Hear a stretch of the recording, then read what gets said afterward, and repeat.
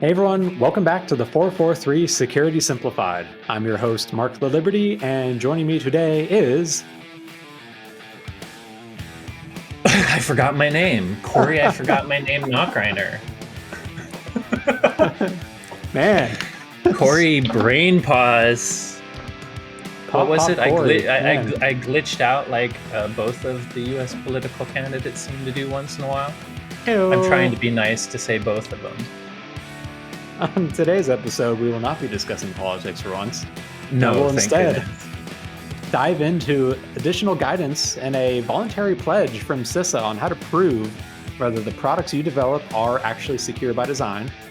We'll then go over a new standards vulnerability in the Wi-Fi standard discovered by famed researcher Matty Van Hook. And we will end with a discussion around a new attack method or technique from the threat actors behind the Black Basta ransomware. Now with that, I don't know, I forgot. You said dive once, let's dive right in. Yeah, let's forget our way in. Forget our way in, that's what I've already done.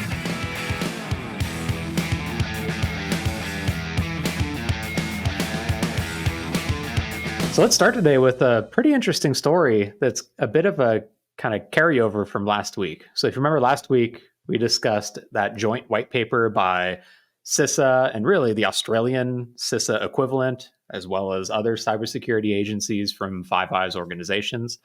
It was all about evaluating vendor and manufacturer security as you go to acquire new software or technology.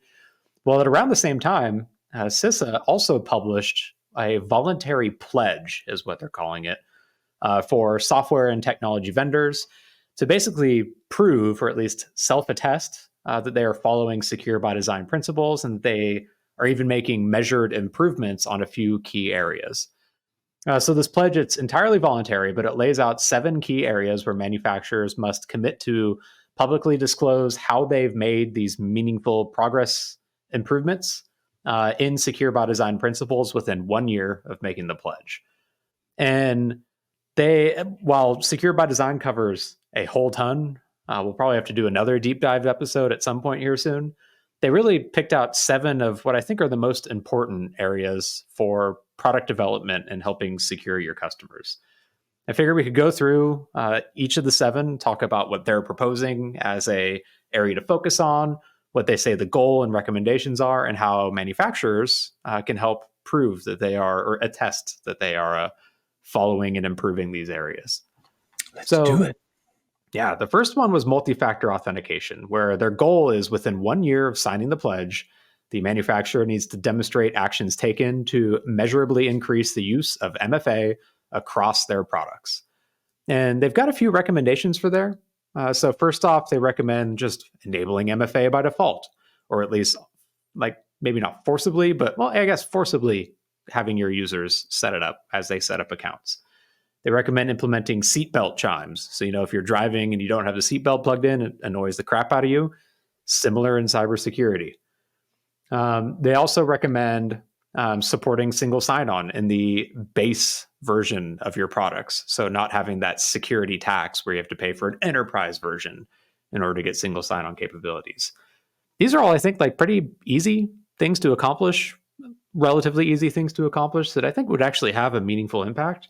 Say from WatchGuard's perspective, for things like we're already meeting most of these. Yeah. I mean, for us, it's easy because I think we have it.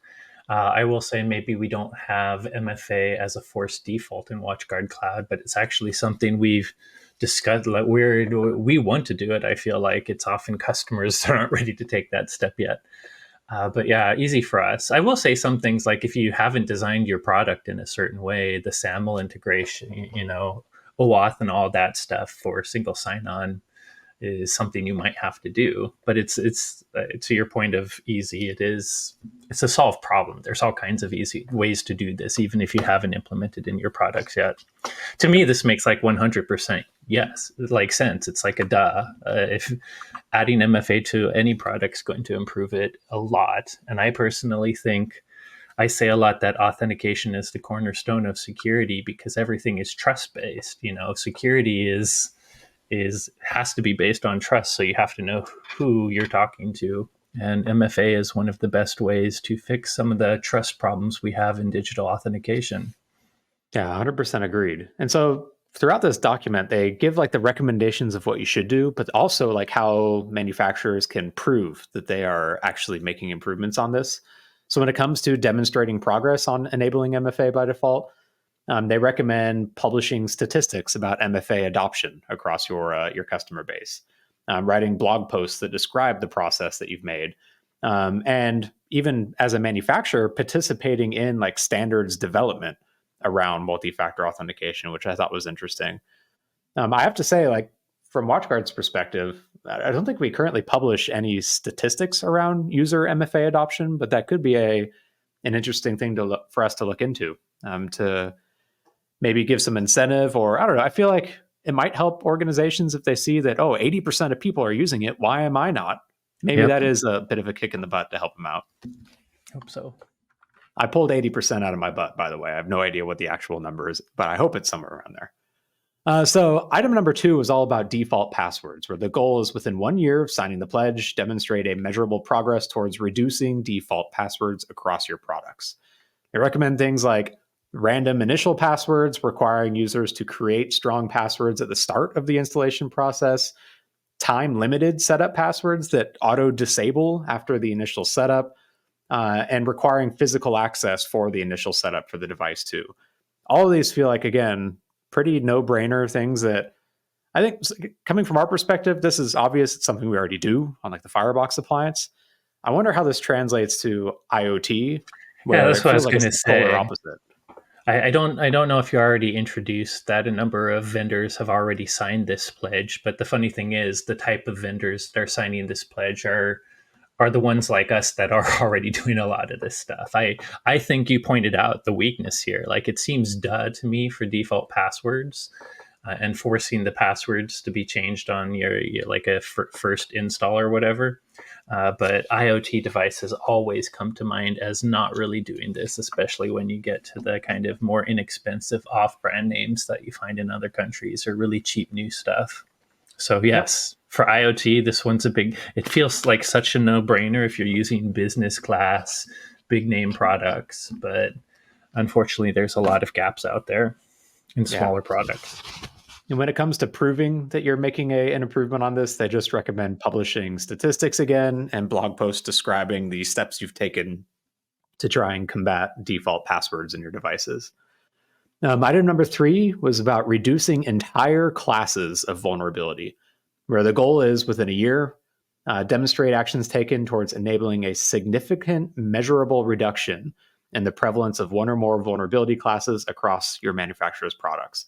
We recommend things like addressing SQL injection or cross-site scripting in web applications, or creating and following a memory safe roadmap, as they call it. So moving off of C and C Sharp or C++ and into more memory safe languages like Rust or Which Go, would for get rid of example. obviously memory corruption vulnerabilities like classic buffer overflows or off by one attacks, essential, Yeah. etc.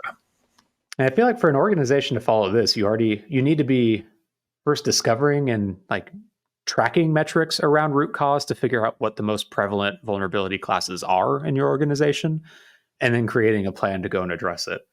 And again, speaking from WatchGuard's perspective, we do have a at least internal roadmap on getting off of memory unsafe languages for some of our products that do still use it. But like as a resource requirement to do that, it's pretty nuts. So I can understand why it might take some time for organizations to By really the jump way, on that. the one thing I like about all of these is they're at least in the documentation I've seen for it is they're being general. Yep. So, for instance, if we're talking about memory corruption vulnerabilities, one of the easiest ways to reduce the entire class of that vulnerability is to do the memory safe language. But I would assume, like, if you just have a product that's so embedded in something like C, in an unsafe language, I, I, I, I would assume that if you had, your developers literally, go through like a quarter of their whole point is to go through this memory unsafe language, but find all the issues, all the functions that were written wrong. I think they would also, if you can show that you're making progress to reducing the memory type of vulnerabilities you have, even in a old type of code, that could still kind of qualify for this? Or do they say specifically? And I don't think they say specifically. It seems like they're trying to Nope. give you general ways to do it, but what they do want is some sort of statistics or transparent discussion of what you actually did to really reduce, that class down in a significant way. Exactly. Yeah, they advocate in like memory safety languages. They're just advocating for a roadmap to get off of unsafe ones. So have a plan that you're following, not necessarily do it overnight, which wouldn't be realistic for any company of any size. They also noted, by the way, there was a specific call out in their doc for this that you should expect to have an increase in the number of CVEs as you work through that one. And so don't let that deter you, because that will have a long-term impact on reducing the number of vulnerabilities you have, which I thought was a obvious thing potentially if you think about it, but a good thing to call out in there that, hey, things might get Yeah. worse, seem like they get worse Feel before they worse get before better. they get better. Exactly. Next one was all about security patches.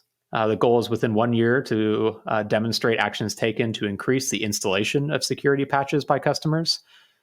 So they recommend things like auto update functionality, supporting widespread patches for customers, like ways of making it easy to deploy, and clearly communicating end of sale and end of life dates so your customers have enough time to migrate to something that will continue being updated.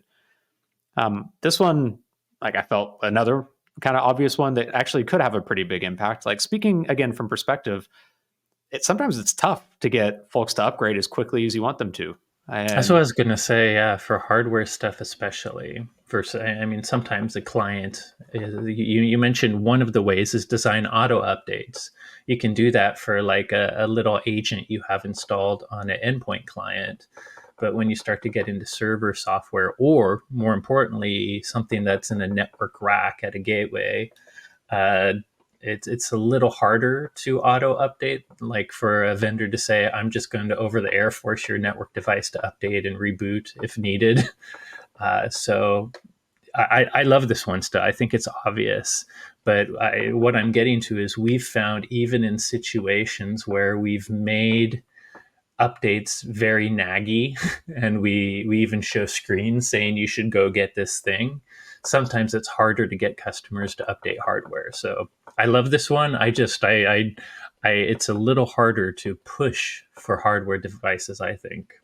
well, I think there's a good example of something like we did on the Firebox that has helped out on this. So let's say 10 years ago, you used to have to like subscribe for notifications for like software updates on our corporate blog, or know to go check the software downloads page on watchguard.com, go grab the file, log into WatchGuard System Manager and install it through there, and update the device through there. So it was a pretty manual process to even know that there was an update It's there. available.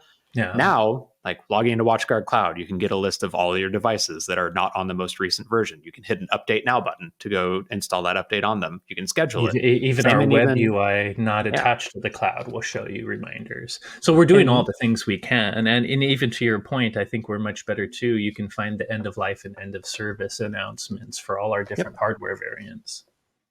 And I think that has made a marked improvement in firmware adoption. Still not anywhere I think that you or I, as I security agree with you, but professionals, would you and love to I have. know that there's still like a, let's call it a 40% that seem to ignore all the things anyways. Yep. To see some of those things, you still have to at least occasionally manage the device. And I think some of these people throw it in a rack and never look at it again, which is not the way to run a security program. No, no, it is not.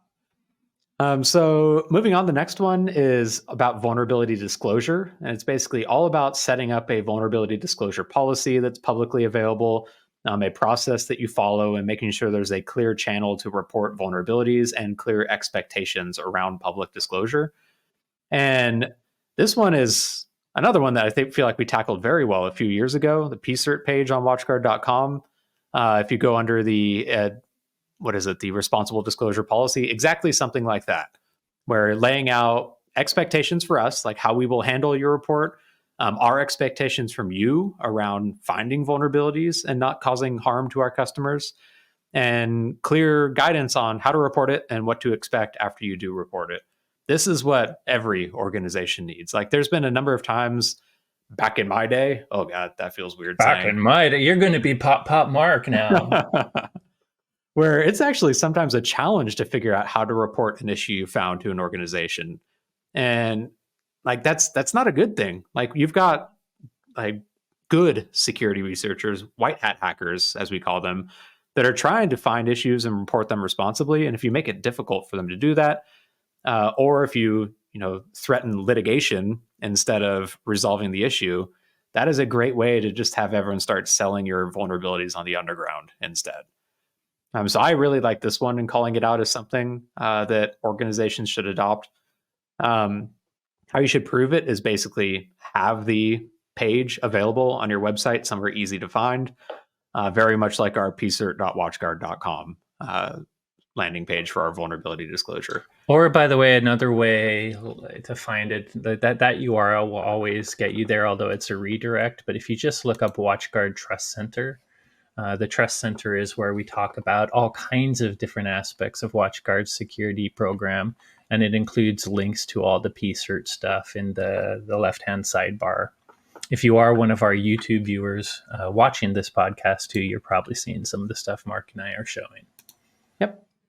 So the next one was a goal around CVEs. So within a year, begin reporting on CVEs, including common weakness enumerations or CWEs, common platform enumerations, CPEs. Basically, don't just do the bare minimum and allow CVEs. Become a certified numbering authority and start using the full CVE, report schema for every issue that you release. When it comes to proving that you're doing it, basically it's have a CVE program and regularly publish CVEs. This one, it's interesting. So one of the things we started doing recently with our most recent CVEs is leveraging that common weakness enumeration or CWEs. If I can give an example of that, like you're all probably familiar with the MITRE attack framework at this point, where it's a set of identification numbers and like let's say a lexicon of different standardized names for different attack techniques and tactics.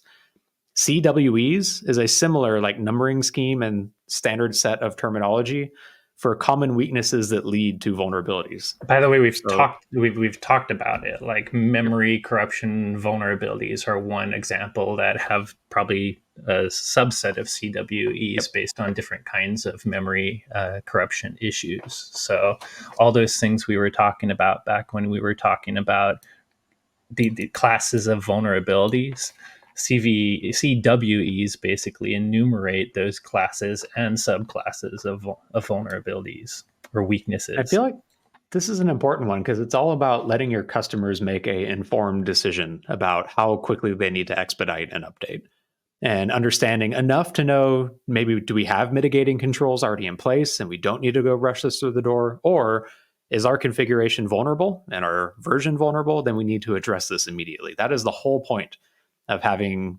vulnerability disclosure transparently available for customers. So that's another one I like. By the way, I haven't, or you might be getting to it, I haven't actually explored the CPEs quite as much. I mean, I can intuit what they mean, but are you going to go? Let's go into that one. Yeah, so CPEs, common platform enumerations, is basically a way to describe like specific, let's say like platforms a vulnerability would be found on. Let me pull up an example of it for us to, let's see. So if we look for, oh my God, their website is so dang slow today. Come on, NIST, you can do it. So for example, they've got like all the Linux kernel versions, they've got specific applications that might run on Linux. And so instead of like, let's say a vulnerability in like Adobe Flash Player, there's a bunch of different ways to say, oh, it's Adobe Flash Player version 11.2.202. Like depending on how you format that, it's difficult to parse it programmatically and report on it. A CPE is basically there is a single identifier for any given version of any given application on any given platform, and allows you to reference that specific version across anything that references it, like a CVE or a vulnerability disclosure or a patch update, whatever. One thing I don't know, like a platform makes sense when you're talking about an operating system, whether, Linux, Windows, all kinds of different distros, blah, blah, blah. would we sometimes have what I call standard or industry standard vulnerabilities, like uh, hint for later, we might be talking about 802.11 whatever, different versions of that. Would something like a 802.11 vulnerability, something that affects the entire standard, be a CPE or show I up don't as think CPEs? so. It seems mostly focused on like applications. And Gotcha. so implementations of the standard then. Gotcha. Yep.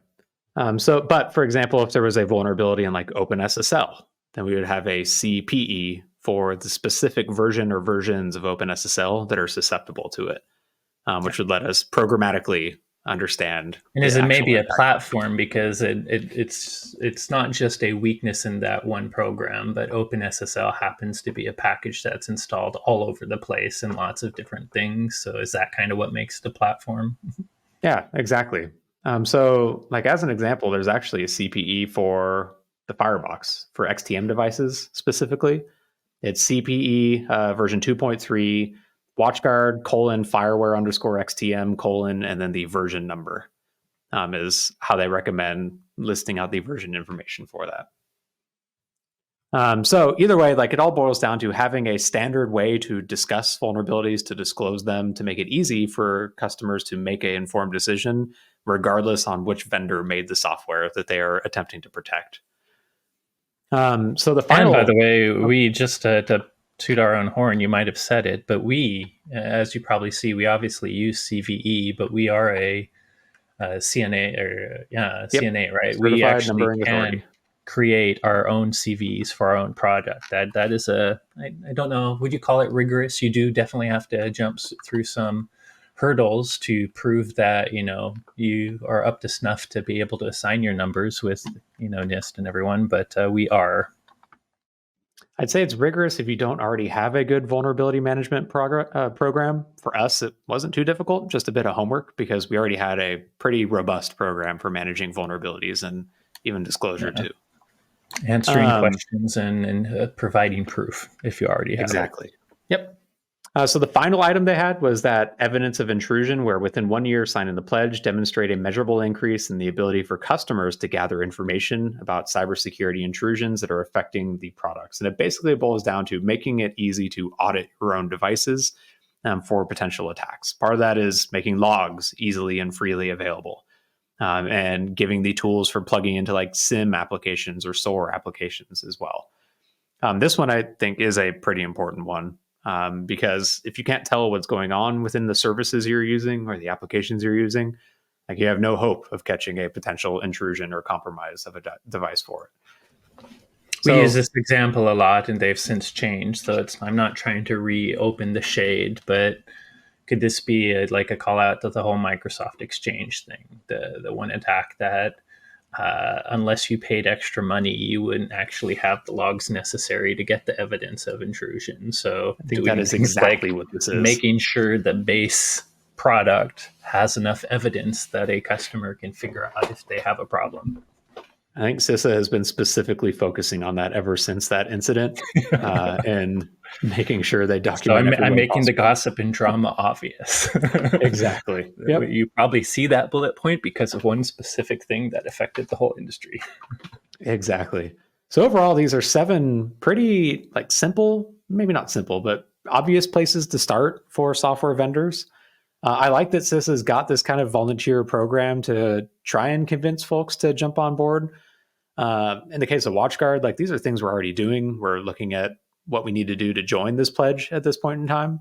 But I again, love everything CISA has been doing to really try and drive whatever they can for better software development across So the board. I'm curious too. Let's just openly discuss a little bit. We have not signed this pledge yet, but I think you and me both think that one, we could qualify. Mhm. I wonder if you're already doing it. If you don't have to wait to prove it in the like, do you have to improve anything within the year if you can already prove you have it now? But I also think the two things I'm curious is what's going to pressure the industry to do this is if customers actually look at this pledge as a buying decision, right? Like the whole goal of doing something like this would be eventually the government, just in the way the FDA created that nutrition list on all food, provides some way of saying, we sanctify, or we at least say that this security company does a decent job.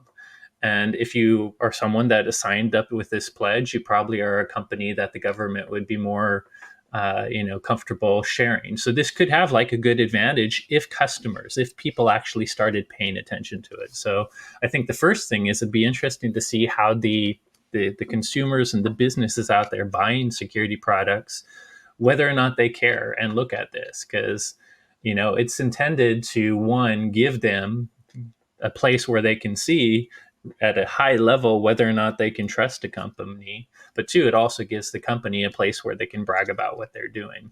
But on the Yep. flip side, I'm curious how the lawyers will look at this. Being in any company, lawyers and companies always think about liability. And is there something you're like signing this pledge, you're attesting to all of those things. But even if you did the work and did the blog post and have evidence to show you did some work, if you ever have an issue within one of those 7 things, are you suddenly going to end up worse and more liable in court because you signed this pledge but then had a problem? I have a Good news for feeling. that. Go for it. The very last sentence of the first paragraph on this says, "This pledge is voluntary and not legally binding." Well, that's good. We should show that to our lawyers then, because I would love Yep. to sign this pledge. It's basically, they even talk about how the whole point is to make good faith efforts. They even call out that if you're not able to actually make any progress, at least describe like what you were trying to do. I think it's their whole point is just that have the discussion and to not just like, okay, no, we'll tackle that 2 years from now kind of thing, but to at least like put it on the roadmap so you start working towards improving the products that you sell to your customers. To your first point before you went in that too, they even had a section here saying CISA acknowledges and applauds software manufacturers who already meet or exceed these goals. In such cases where they already meet or exceed the goals, the manufacturer should publicly describe how they are doing so. And in these cases, CISA welcomes additional efforts to go above and beyond the goals in this pledge. So for like Cool. us, for Yeah, example, yeah, there's yeah. quite a few things we already meet, and we can just aim for the extra credit on that one. Yeah. So I like it. Like I think it's another voluntary thing. It's not like this is legally binding. Anyone's going to have to go follow this or risk getting fined for compliance reasons. But at least it's another discussion point to Yeah. have within an organization, You and I especially love for it. like especially for like ones that are like less mature than WatchGuard, as an example, or maybe you don't have that strong backing within the organization, and this can help you get the buy-in from other teams and executives. Say, To hey, do look, it. like you just said, Corey, this is a It's a potentially marketable competitive thing for us. advantage. Yeah, yeah. Yep, I I like would it. like to see. I'm hoping all of this is moving on to maybe not legal regulation or like, but I would like to see that FDA type label for security. So I hope all these, like CISA's making many moves in security by design. They're really kind of pushing on the Section 3 of the current White House cybersecurity strategy. And so, yes, right now each of these steps it isn't legally binding and is voluntary. But I wonder if behind the scenes, I mean, the whole point is to put more and more liability. This is like baby steps to get there, which isn't a Yeah, bad thing, by the way. I think it would be good to have better labeling on cybersecurity for people that are getting products. good. Guess what? I've got more good news on that one. This is a story we were not going to cover today, but we can take a quick 5-minute tangent. So, if you remember earlier this year, the FCC, the Federal Communications Commission, voted unanimously to approve the U.S. Cyber Trust Mark program, which is basically like a Energy Star for cybersecurity for consumer devices. Well, they have been working behind the scenes for like all the process that needs to happen to support that program. And the Deputy National Security Advisor for Cyber and Emerging Technologies at the White House, man, that is quite the title. Holy crap. Says that it's going through the legal process right now, but our goal is to have labeled devices in stores and online by the end of the year. And so they're hoping within the next 7 months to start having these labels on consumer devices with another self attestation about cybersecurity on what to expect from the device. And I think that's great. I saw a comment on Reddit on the post where this was made that I also thought was pretty funny. Was Do these labels automatically peel off anytime a CVE is disclosed from the vendor? But joking aside, like I think this will be a good start of at least giving some like identification on what you should expect on a device in terms of regular updates and practices around default passwords. Like these are all things that are supposed to be covered by that cyber trust mark. And it sounds like they're actually really making rapid pace on getting this thing adopted and pushed through, which is pretty great considering it was only just unanimously approved earlier this year. Yeah, around March. Yep. So, anyways, good stuff, Corey. You might soon have your little nutrition label for cybersecurity, at least on consumer devices. This does not cross over to like enterprise security appliances quite yet. So moving on, second story I wanted to talk about today. The Wi-Fi and VPN security researcher slash professor of computer science, Matty Van Hoof out of Belgium, shared information about another vulnerability that he and his students discovered. They're planning on presenting it at this year's YSEC conference, but they published the details online just this last week. If you're not familiar with Matty Van Hoof, he's the guy behind the Dragon Blood vulnerabilities, the crack attack for Wi-Fi that was a few years ago now, I think, tunnel crack for VPNs, which was earlier this year or late last year.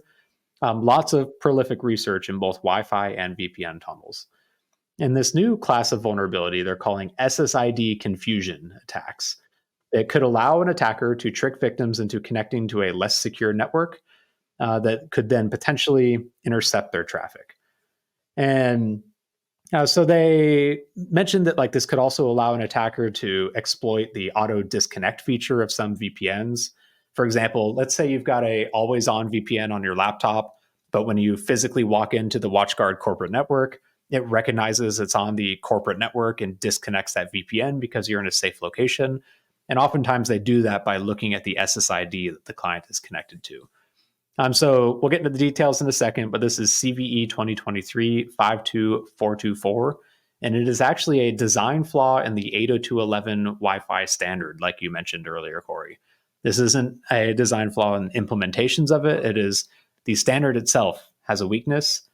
And to summarize it in a single sentence, this issue boils down to endpoints don't always require authentication for network SSIDs. So in some circumstances, they don't validate that the WatchGuard corporate network Wi-Fi SSID is actually the correct one, and that it instead relies on an assumption that security measures are only needed once a device has already decided to join a network. So they did note this only affects a few implementations of Wi-Fi using a few authentication protocols where the SSID is not used to derive the encryption key during the authentication handshake. So, for example, WEP, Enterprise, so 802.1x with EAP, and AMPE mesh are always vulnerable. WPA3 is sometimes vulnerable. That was the funny one to me. Like WEP, hopefully people are not using WEP at all. I'm trying to find the table right now in the article. I know I saw the table where you're talking about which ones are affected, but WPA 1 and 2 are not affected. But then Correct. WPA 3, which is that's the newest and most secure one, they kind of reversed on the not being authenticated for SID part. So it's interesting how the latest is affected. You know, I wouldn't think of anything WPA latest and greatest to be associated with something that also affects WEP or WAP. Real quick to explain WAP. why. So when you connect to a wireless network, they use encryption and they have this four-way handshake to set up that encryption where basically you as the client and the access point both agree on a session key to use. The reason WEP was such a broken protocol is because that session key is effectively the same for everyone at the end of the day. WPA1 and WPA2 use some information to derive the key they ultimately use, and a piece of the information they use is the SSID itself. And this will make more sense in just a little bit of why that is important. With WPA3, though, in some of their modes, including one of the more common ones, it does not use the SSID as part of the material used to create the key. Meaning, if the SSID is spoofed, for example, or modified in the packets being sent back and forth, it doesn't cause that handshake to fail between the client and the server. So this attack works by performing a man-in-the-middle attack to spoof the SSID of a trusted network, let's say WatchGuard Corporate, in order to downgrade the victim into connecting to a less secure network, let's say WatchGuard Guest. There are some requirements for this. So in the attack, the man-in-the-middle adversary needs to, or I guess the victim needs to want to connect to the trusted network. So you can't force them to connect to a network. It has to be trying to connect to WatchGuard Corporate. There has to be a second network available or that uses the network. same the same authentication credentials as the first, which is a bit of a That's the issue, right? You have yeah. to. It has to be a network the attacker was able to get on. I mean, they don't have the client's credential, but it has to have that same authentication credential, right? So the attacker doesn't have to get on it. It's just the client that's connecting to either of these two networks. Those networks have to authenticate the client using the same credentials. They actually gave an example of this. So at the researcher's own university, in what is it? It's somewhere in Belgium, KU Leuven in Belgium. Employees of the university use the same enterprise authentication for both the campus Wi-Fi network and public hotspots that are provided by residential internet customers that get broadcasted from their home. So presumably it's the same like telco providing both, and their credentials work both at the campus network and at these random hotspots throughout the city. And so you could exploit this vulnerability, make a victim think they're connecting to the campus network, and in reality, shift them over to one of those hotspot networks that maybe has less security protections, Yeah. or To give maybe you is fully another, under the attacker's control. yeah, I think another, if you're in the United States, is it Xfinity Wi-Fi? Like everyone that uses Xfinity, there's a guest network that your AP pushes out to for other Xfinity users, and you have a credential with Xfinity to be able to log in. I wonder if it would work in that sort of case where it's very common for Xfinity, like I connect with the same authentication credential to every Xfinity Wi-Fi access point, even though I'm bouncing around routers or bouncing, to different APs depending on where I am in the United States. Exactly. So this attack works. It's actually pretty interesting or simple in how it works once you get to it. So when a client connects to a wireless network, it sends what's called a probe request. And it basically says, hey, is there Wi-Fi available at this SSID? The access point will then send back a probe response. And in that response, there's a bunch of different fields, a bunch of different headers. And one of them is the name of the SSID that's responding. There's also a beacon packet that gets sent back with the name of the SSID in there as well. The attack works by the adversary sitting in the middle of this. And as it receives the probe response back or the beacon back from the wrong access point, it rewrites that SSID to the quote unquote trusted SSID and sends it back to the victim. So the victim, from their perspective, they sent a probe request. They get back a probe response that says you are connecting to the WatchGuard corporate network. In reality, it was the guest network that sent back that response, and the attacker rewrote that SSID in the packet because there's no management frame protection in these circumstances, and it allowed them to modify it while it was in flight. And that's By the way, basically you said the man in the middle, but we've talked about the evil twin attack before, which this is added vulnerability that can do extra stuff. But just for the how, ultimately your malicious AP that you're trying to man in the middle, copying this SSID, has to be somehow physically closer. Or one of the other tricks, I think that the whole point is, how do you get this evil network to respond and be the man in the middle? And it all really becomes signal strength, physical proximity, or little tricks like, say your college campus network is a 5G network. They want speed, so maybe they turn on 5G only.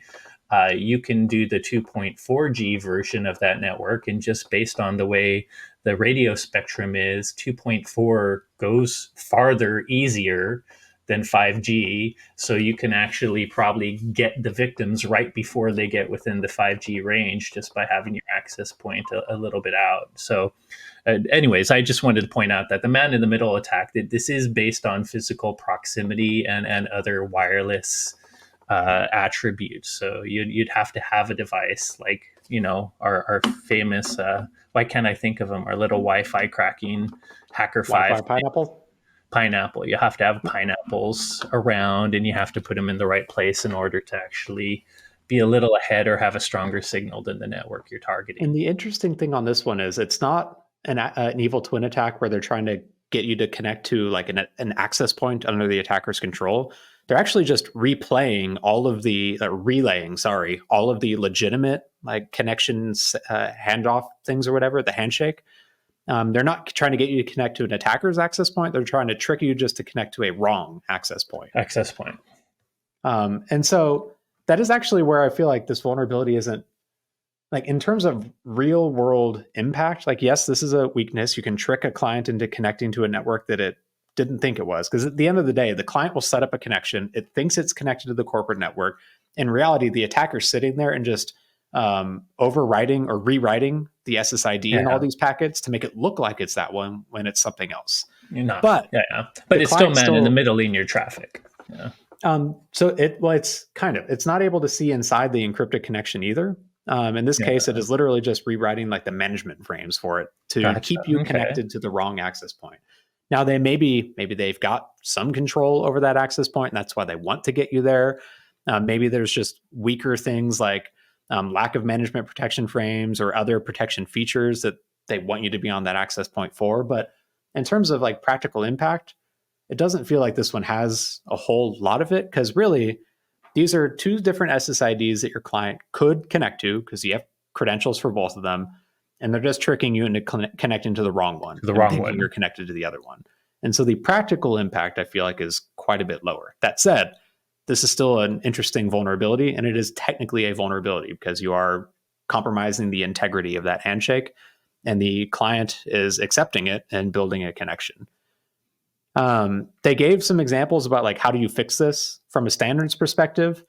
They say that the SSID should always be used when deriving the key, because if you, as the attacker, rewrite the SSID from the bad one to the good one before giving it to the client, if the SSID is being used to derive the key, the access point will still be using the quote unquote wrong one, and the client will be using the quote unquote correct one. And so they'll derive different keys and the handshake will fail. So that is one mitigation, and one of the reasons WPA2 and WPA1 are not affected. But they also recommend you can mitigate it yourself by limiting credential reuse across SSIDs. So if you do have different SSIDs in your office, maybe for corporate or guest networks, use different sets of credentials so that your employees can't be tricked into connecting to the other one. So I don't know. I feel like this is still an interesting research vulnerability. It is, in my opinion, a research vulnerability and not a, oh my God, the attackers are going to start using this tomorrow vulnerability against people. But cool stuff. And yet another cool research paper out of Mr. What's his name? Van Hoof and his team of researchers at the university. So moving on to the last topic today. Microsoft published a blog post last week that describes the activity they're seeing from Storm 1811 in leveraging the client management tool Quick Assist in Microsoft to target users with social engineering attacks. So Storm 1811, they're best known for deploying the Black Basta ransomware variant across victim networks. And they've been leveraging this remote access tool built into Microsoft Windows and available for download on macOS. In some of their social engineering campaigns. So they found that they were using phishing primarily, so video or voice phishing, so calling up people in tech support scams, claiming to be from help desk or even Microsoft themselves, and tricking victims into launching Quick Assist in Windows and granting screen sharing and or full control to the attackers, which they then use to deploy malware tools and eventually the Black Basta ransomware variant.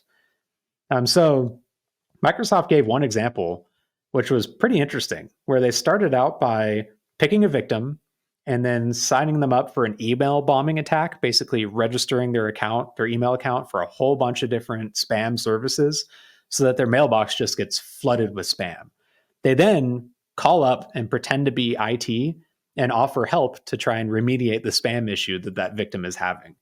And during the call, they persuade them into launching Quick Assist, which is pretty simple on Windows. It's just Control plus Windows plus the Q key, and then entering a code that's provided by the attackers. and then hitting a allow button for screen sharing, and that's enough to get the attackers in through the door. And once they gain access, they use CURL or curl to go download batch files or zip files to deliver malicious payloads like the CACBot botnet or different RMM tools like Screen Connect or Net Support, or even full-on Cobalt Strike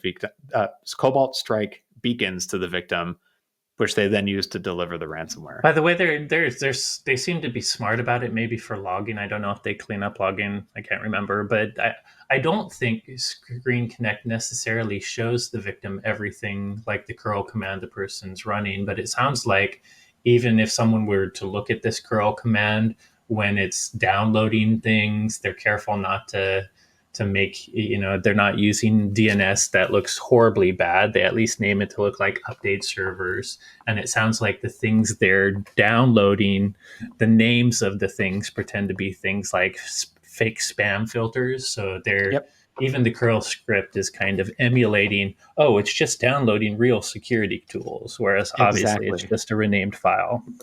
So they're covering their tracks everywhere they can to make it look like it's someone from IT legitimately trying to help you with your spam problem, where behind the scenes, they're actually deploying the infrastructure and remote access they need to ultimately deliver ransomware to you and your organization.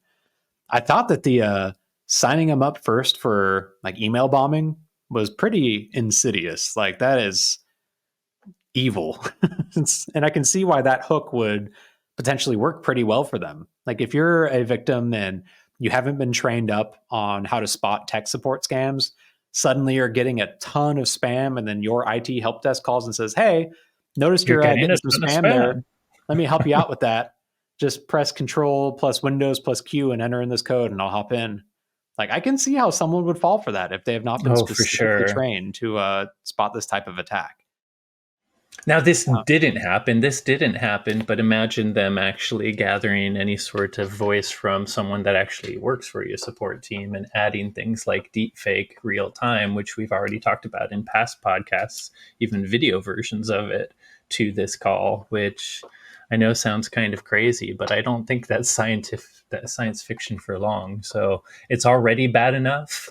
Most employees may not know every support rep, so they'd fall for it. But if these calls actually start coming from voices or faces of people we know, man, what a fun world we live in. Yeah, yikes. When it comes to the recommendations, they recommend actually blocking or uninstalling Quick Assist if you don't use it. Like, for example, here at WatchGuard, we just deployed rules to block the URL that Quick Assist uses entirely, so no WatchGuard device can make a connection to that anymore.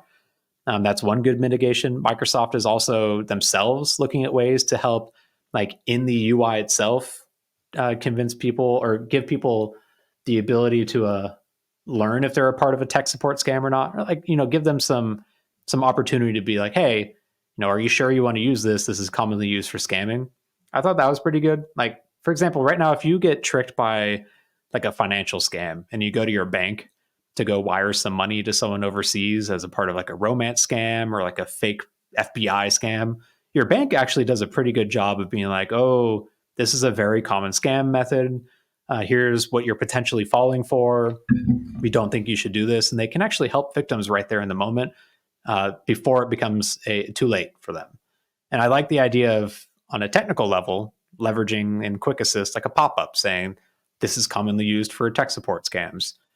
Did you initiate this, or was this initiated by someone else? Like all the potential red flags to help someone, hopefully, that reads through all those pop-ups, recognize and not fall for a scam before it's too late. They do recommend educating your users on tech support scams. Internally at WatchGuard, that's something we do regularly because it is such a prolific method of trying to go after potential victims. And when it came to specific guidance, they said, don't let someone connect to Quick Assist unless you are the one that initiated the interaction, meaning we're never going to call you to say Microsoft detected a vulnerability or a virus on your computer. Here, run this. It should be you having an issue, calling out to your tech support team and getting the guidance from them there instead of them proactively reaching out to you. Agree with this general description, especially for random phishing calls that are targeting you as a person and not your organization. But this is the one advice that we actually run a CSIRT team, Mark, and we sometimes do proactively, like we will find something in our indicators and we know something's happening on the user computer, but it could go both ways and we need to ask the user what they're doing. So I think that's good advice for like general phishing, just if some random person vishes me, not as my employer. But I wonder, like, can for this to work, us as WatchGuard need to say we're never going to contact you directly by phone or text, and we'll only contact you this way.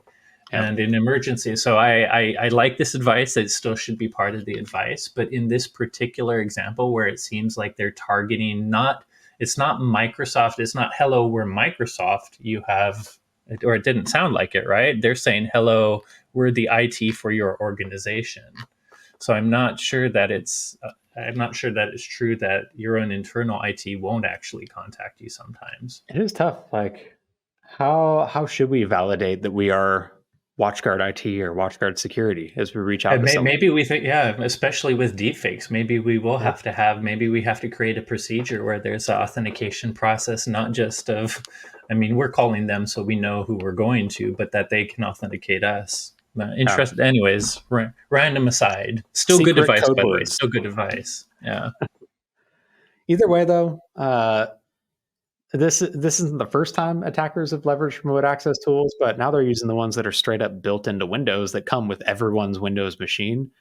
And I can see why they would get quite a bit of success with that. Like, I feel like even just that on its own gives some credibility to it too, if they're using a Absolutely. built-in Windows thing instead of going and downloading any connector or whatever. Makes sense. Should even the small thing with the fact that it's installed in Windows 11 by default and the hotkey is present, like the hotkey, it's not even a program you have to go to your settings and run and turn on. You can literally use the whatever it was, Control Alt Q or Control Shift Control Q, Windows whatever it Q. was. Yeah, it has a hotkey. It feels like it just belongs.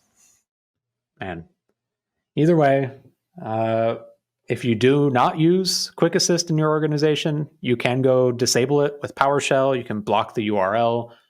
Definitely recommend doing either of those if you have no intention of actually using it legitimately, just to totally mitigate the specific threat from ever impacting your users, at least for this attack scenario. What do you think attackers are going to pivot to next for delivering this ransomware, Corey? I think I kind of threw it away when I talked about deepfakes. I think they're going to take the social engineering techniques that are already working and are pretty targeted and just add more things to get trust. And as it becomes super easy, like a stupid anecdote, but for Mother's Day, one of the gifts that was being advertised all over the place was take your spouse or someone and get them to be a royal picture and have an artist do it for you. Well, I have pictures of my wife, so I used AI. Why pay them to do it? I just used AI to make a royal picture of my wife that I printed up on a poster board and gave her as a joke gift. But That's awesome. I'm bringing that up because it took 20 pictures and then just playing around with text prompts, and I had all kinds of versions of my wife. And you can do that with audio. I mean, Mark has demonstrated me, he's deep faked me for $5 and a tiny bit of time, thanks to probably half the recordings we have for the podcast. But actually, it didn't even take that much. It took something like 30 seconds to a 30 minute of my seconds. voice.